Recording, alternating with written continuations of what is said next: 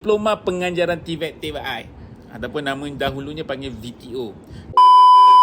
Kalau fresh, kalau anda memang fresh graduate, kalau anda nak ambil bidang pengajar, ada satu program namanya Diploma Pengajaran TVET TVI, di mana penganjurnya adalah ataupun institusi yang menawarkan program ini adalah pergi dekat UP_TVET bahagian perdana dan fleksi, cari pergi apply dekat UP_TVET, cari SIAS dan cari nama program Diploma Pengajaran TVET.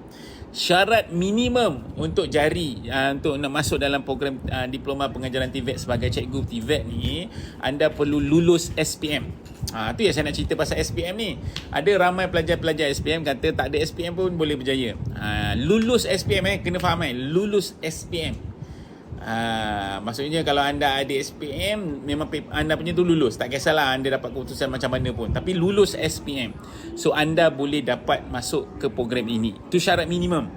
Dan program ini akan berlangsung selama 9 bulan, di mana 3 bulan akan belajar teori, 6 bulan akan belajar praktikal.